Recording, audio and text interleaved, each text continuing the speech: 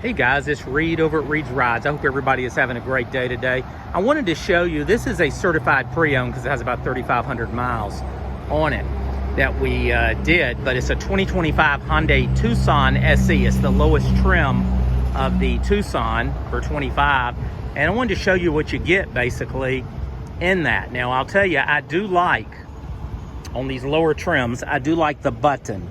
That button right there, you press it, it's very easy to do. You press it to lock the doors, to unlock the doors, and it's just, I like it better than putting your hand in the handle. I wish they would stay with those buttons on even the newer upper lines of Hyundai, and other manufacturers do the same thing. But this is your SE Tucson. This is around 32,000 MSRP. One like this with 3,500 miles as a CPO car with the 100,000 mile warranty, Hyundai certifies about 25,600. So would you rather have a brand new one beside it for 32 something minus maybe $3,000 with rebate, still be a lot higher, or would you rather have one with 3,500 miles that was a demo in a sense? No, not sold. We're the only ones that owned it, the dealership, and it would be somewhere in the 25,600 range. So that is kind of your option, and this is a great option for people looking at keeping the price down and yet getting into a brand new Hyundai. So there's the outside. They got steel wheels, they're not hubcaps, and these are 17-inch tires, 235 65 R17 all the way around. This is a nice white color. Let me show you inside. This is the gray, what they call gray interior.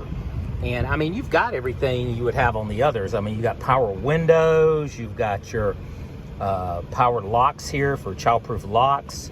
Of course, you have your power mirrors. They're not folding mirrors, but none of them are on the Tucsons. Let me cut the air down here. And what you get is a manual AC. Look at this. And I like it.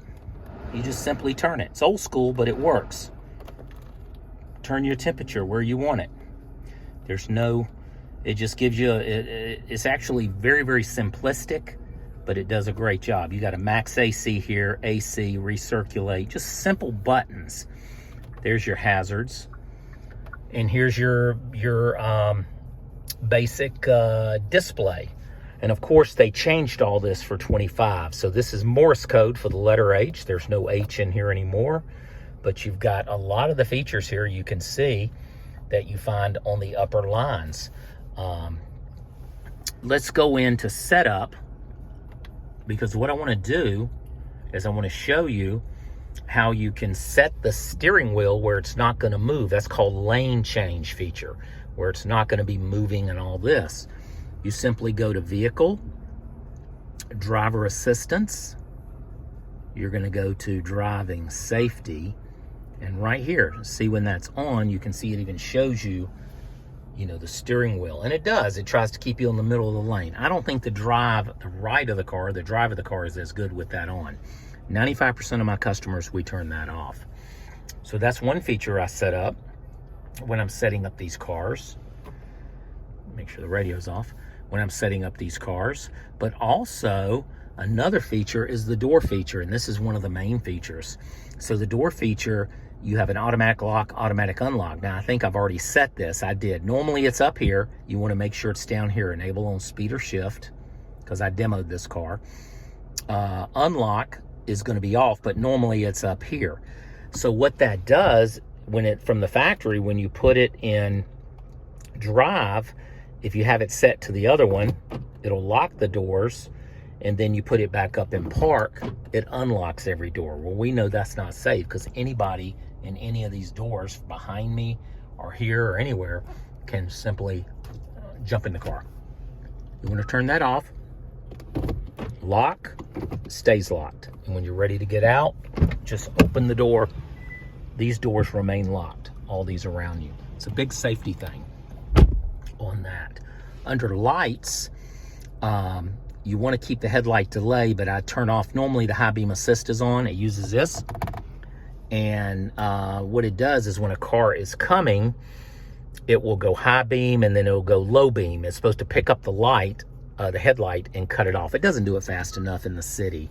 It's great if you're on rural roads like they're showing here, going to the beach or something like that. So I suggest you turn that feature off. That's under lights, and that's high beam assist. The rest of the stuff you can leave on. The headlight delay, 15 seconds, that's nice. Also here, normally it's at 3, I would set that at 5. And what that is your one-touch turn signals, or I call it tap. So I'm on the highway, I can just tap this up or down. And you see it'll go off. Now, if I'm making a left turn, I'm on a busy road, of course I lock it down, and when I turn the steering wheel, it turns it off as it just did. But just changing lanes, it's a simple way to just, you know, when you're changing lanes, you can do that. Let's see what else. But a very simple little layout here. And of course your Apple CarPlay Android Auto is going to be wireless. So your Apple would be wireless. But you also have the gear shift down here. I'm going to throw the keys down there. You also have the gear shift down here, which a lot of people like, instead of up here, which is called a shift by wire on the column. This gives you the gear shift down here. You've also got some buttons here, auto start stop. That's where you see these cars that have stopped at the traffic lights, and then you hear the engine start back up. You can push this button and it'll turn that feature off. The camera system, I press that, I'll turn it off, turn it on. It gives you the backup camera, because this only has a backup camera, but it has dynamic guidelines. As you can see, the yellow is moving. It'll give me the direction that the car is going, and of course the blue is the actual car going in. So it's excellent for backing up and so forth. Auto hold. Auto hold is right here, and to give you an example of that feature, I'll put it on drive, and you see it turns green. I can let my foot off the brake. It'll hold it. It's simulating we're at a traffic light. Let me give it a little gas. It'll go off. We're now coming up. We're at a stop sign or a traffic light. Put on the brake. It'll turn green. It holds it. I can just, it's great in stop and go traffic. And that can be turned on and off on the fly. You can just turn that on. That's a downhill assist there if you were towing.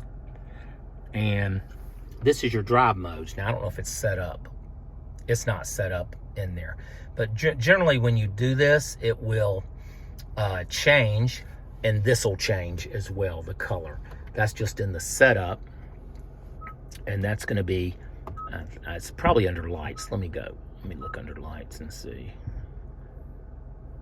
High beam. I just have to find it. Automatically, there's your two press. Two press you want to turn on. I'm glad I came back to this, because that's the little button on the outside of the door. I'll demonstrate that for you when I finish up here.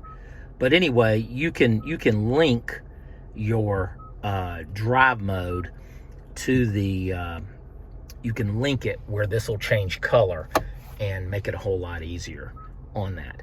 But that can be set up fairly easy. Let me show you what I was talking about. And here is your illumination right here. And this is your skid control. But let me just cut the car off. So that's a welcome sound, by the way. That can be turned on or off. So I get out of the car. Keys in my, let me get the key. Key will have to be in my pocket. Not in the car. It won't let you lock it in there. Okay, keys in my hand or in my pocket. I touch this once. Now every door is locked. All the way around. So I'm walking up to the car. Keys in my pocket. Touch it once. Unlocks my door. But these doors remain locked. Locked. That's locked. And these are locked. Now the buttons on both sides, that's handy, very handy. There's a back view. So when the car is unlocked, this will be open where you can do your gas. When the car is locked, this is locked. That's your gas cap. Let me close it up. I get out, press it once. Now the car is locked completely. So if I have friends with me, I'm walking up to the car to let them in. You press it twice, It's just so much better. Now here's how this works if you don't have the button, like the limiteds or the upper line. You have to go like this with your hand. It's picking up in the sensors in here. This is so much easier just to do it like this. So much easier.